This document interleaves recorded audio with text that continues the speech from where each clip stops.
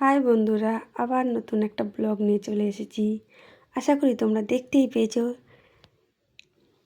এইটা হচ্ছে রামকৃষ্ণ মঠ।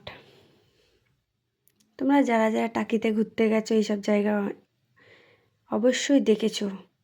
তো আমি প্রথমবার গেছি বলে সব কিছু ক্যামেরা বন্দি করে নিয়ে এসেছি তোমাদের জন্যে। যারা যারা যাওনি দেখোনি তাদের জন্যে, আর যারা গেছে তারা আবার দ্বিতীয়বার দেখে নেবে। প্রবলেম কি, একটু দেখবে। এ তো আর ঘন্টার পর ঘন্টা হবে না বলো। আমার জামাইবাবুকে বকেছি তাই ওরম ক্যাবলার মতন তাকিয়েছিল না, আমাদেরকে ছেড়ে একা একা নির্দোষের মতন ঘুরে বেড়াচ্ছে। মানে হয় না, কিছু মানুষ হয় না, আমাদেরকে বলবে কি, পশুদের সাথে আমাকে তুলনা করছে, আমাদেরকে নিয়ে গিয়ে একটা স্পটে ফেলে দিল। তোমরা যত ইচ্ছা ঘোরো, ভিডিও বানাও, ফটো তোলো, আমি এখানটা বসলাম। সেই রাম মানুষ উনি হচ্ছে। উনি বসে থাকতে খুব ভালোবাসে। আসল কথা, সারা সপ্তাহে কাজ করে বলে উনি এই 2 দিন ঘরে থাকতে চায়। এবার বাচ্চাদের আবদার আমিও জ্বালাই না, কম জ্বালাই না, খুব জ্বালাই। ঘুরতে যাব ঘুরতে যাব ঘুরতে যাব করে করে ঘুরতে যদি না ভালো জায়গায় যেতে পারি ভালো লাগে। তো রামকৃষ্ণ মঠটা তো দেখিয়ে দিলাম বকবক করতে করতে। এটা আর একটা জায়গা, এটা হচ্ছে পশ্চিমের রাজবাড়ি বলছি। এটাও খুব সুন্দর জায়গা, খুব খুব খুব সুন্দর। এই জায়গাটা আমি অনেক সিনেমাতে দেখেছি, আমাদের বাংলা মুভিতে অনেক দেখেছি। বেশিরভাগ ভূতের সিনেমাই হয়েছে। জায়গাটা ভিড়ভাট্টা বলে, মেলা টাইপের বসেছে বলে, সত্যি সত্যি বলছি বন্ধুরা, খুব খুব ভালো লাগছে। না হলে মনে হয় না রাত্রিবেলায় এইরকম জায়গাতে ভালো লাগবে বলে।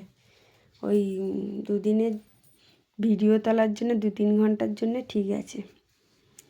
এটা পুরো শুটিং স্পট, পুরো বোঝাই যাচ্ছে। শুটিং হয়েছে, আমরা তার আগে, আমাদের আসার আগেই হয়ে গেছে। তো এখানে মেলার মতন হচ্ছে, দেখো কি সুন্দর। এই পুকুরগুলো এইরকম ভালো লাগে, গরমকালে খুবই ভালো লাগে। তোমাদের কাদের কাদের তোমাদের মানে কারা কারা এই পুকুরে চান করতে বেশি ভালোবাসো বলো তো। আমার তো খুব ভালো লাগে। গ্রামের বাড়িতে গেলে বা নিজের রিলেটিভের, অনেক রিলেটিভ আছে গ্রাম সাইডে, আমি গেলেই পুকুরেই চান করি। আমার খুব ভালো লাগে। তার মধ্যে শীতকাল হলে নামতে চায় না এইরকম। কিন্তু পুকুরে গরমকালে গেলে ঘন্টার পর ঘন্টা নেমে দাঁড়িয়ে থাকে। মানে সবাই মিলে, একা একা তো নাবি না, বুঝতেই পারছো। অনেক ভাই বোন আমরা, পিস্ততো, কাকাতো, জাততো, খুঁড়তো, আমরা অনেক ভাই বোন।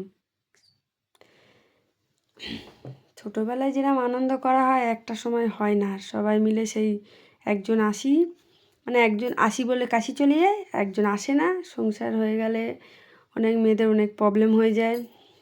তারপরে দাদারাও আসতে চায় না, এই পড়াশোনা বাচ্চাদের থাকে, মেয়েদেরও থাকে, মেয়েদের পড়াশোনা। এই জায়গাটা দেখো, বাচ্চাদের জন্য কি সুন্দর ফটো তুলছে বাচ্চাটা। ও আবার দেখছে গিয়ে, আমি ভেঙে পড়ে যাবো না তো। কথাগুলো দিতে পারছি না, এই জন্যে এখানে খুব সুন্দর বাংলা বাংলা গান চলছিল। আমি আমার ফেসবুকে যারা যারা আছো, আমি শেয়ার করব। ফেসবুকে জানি না কপিরাইট এইসব জিনিস আছে কি, আমি শেয়ার করব, দেখবে খুব সুন্দর গানগুলো চলছিল। রবীন্দ্রসঙ্গীত, এমনি বাংলা যেসব গান, খুব সুন্দর লাগছিল গানের সাথে। কিন্তু দুঃখের কথা হচ্ছে, এত স্টল বসেছে তো কেউ কিছু কেনাকাটি করছে না। কী কিনবো এগুলো বলো তো, কী কিনবো, দাম যা বাবা, এগুলো খুব দাম। আর বাইরের দিন ওখান থেকে কিনে আনবো, দেখবে নিয়ে এসেছে, আর নিয়ে আসবোটা কী করে, ব্যাগ বয়ে বয়ে আনা। একদিন থাকলাম ঠিক আছে, রেস্ট নিয়ে আসলাম, কিন্তু অত লাগেজ বইতে ভালো লাগে না। এইগুলো কেনই ভাগ ভাগ করে রেখেছে বুঝতে পারি না, হয়তো কোনো শ্যুটিংয়ের কিছু আছে তার জন্য ভাগ ভাগ করে রেখেছে। আমি রাজবাড়িটা পুরোটাই তোমাদের ঘুরিয়ে ঘুরিয়ে দেখাচ্ছি, অনেকটাই ভেঙে ভেঙে গেছে। ভেতরটা উঠেছিলাম যখন, ওপরটায় ঠাকুর আছে, এখানে মা দুর্গা আছে, ছোট্ট দেখে একটা। দুর্গা পুজো হয় নাকি খুব বড় করে, টোটোওয়ালা বলছিল। বেতের জিনিস, তারপরে অনেক আশেপাশে সব বিক্রি হচ্ছিল। এটা হচ্ছে বড়দিনের সময় গেছিলাম বলে এরম সাজিয়েছে, তার জন্যই মেলাটা হচ্ছে। তো আশা করি এই জায়গাটা কেমন হয়েছে, মানে কেমন লাগলো, আমার ভিডিও তোলাটা ঠিক হয়েছে কি না হয়েছে তোমরা কমেন্টে জানাবে। একটা জিনিসই খারাপ লেগেছে, ঠাকুরের এটা মন্দির টাইপের, আর জুতো পরেই উঠে যাচ্ছে লাফাতে লাফাতে। দেখো আমি গিয়ে একটু জুতোটা খুলে দিয়ে তুলে এলাম। প্রথমে দেখতে পাইনি ঠাকুরটা, তারপর দেখছি হ্যাঁ ঠাকুর আছে একটা। এইখানটা ব্যারিকেডের মতন করে রেখেছে, কে করে আছে না আছে, কে কী করবে, জুতো পরে চলে যাবে নাকি, ওই জন্য ব্যারিকেড করে, নাহলে ভেতরটা ভেবেছিলাম ভিডিও করবো তো হয়নি। এই কেমন লাগছে বলো? আমি আমাকেই দেখাতে পারিনি, সরি, কেউ তো তুলে দিচ্ছে না তাই। এটা রাজবাড়ির পিছন সাইডটা ভেঙে ভেঙে গেছে। রাজবাড়ি তো ভেঙে ভেঙেই যাবে বলো, কতদিন থাকবে আর ওটা। এটা ওই দিক দিয়ে ঢুকেছি, এদিক দিয়ে বেরোলাম, বুঝতেই পারছো এটা পিছন সাইডটা রাজবাড়ির। এবার এই সিঁড়িটা দিয়ে উঠে এইখানটা উঠে, যে প্রথম দিকে যখন চলে গেছিলাম, এটা আমার জামাইবাবুকে ভিডিও তুলতে দিয়েছি, ভিডিও করব বলে, শর্ট ভিডিও করব বলে, সব আছে তোমাদের সাথে শেয়ার করব।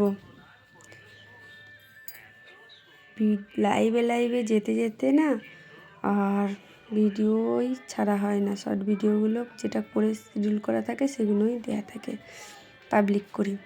যে খুশি কী বলে এগুলো, কাতান মাতান কিছু একটা বলে, কাতান শাড়ি না, যাই হোক ওই আমাদের কালী পুজো মা কালী লাগে, অত আমি নামটা বলতে পারবো না, উল্টো পাল্টা বলে ফেলবো।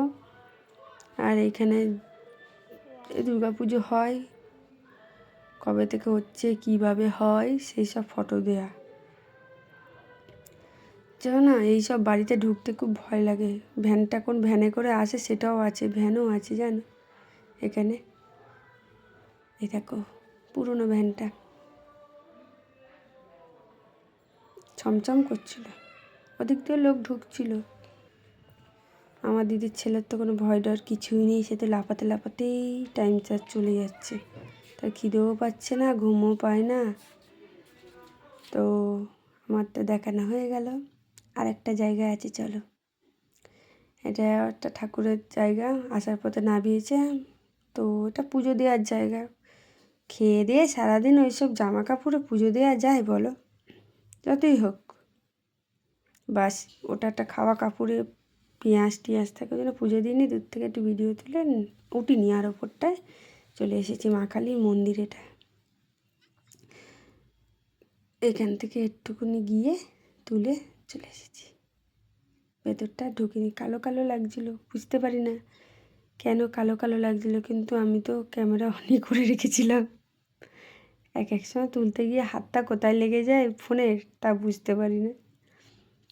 মানে ঢুকতে পারবো না ওখানে, মনে হয় আরতি হবে বা কিছু হবে, সেই জন্য খুবই ভিড় হয়ে যায়। জুতো দেখেছো, সব লোক ওয়েট করেছে, কিছু একটা হয় এখানে।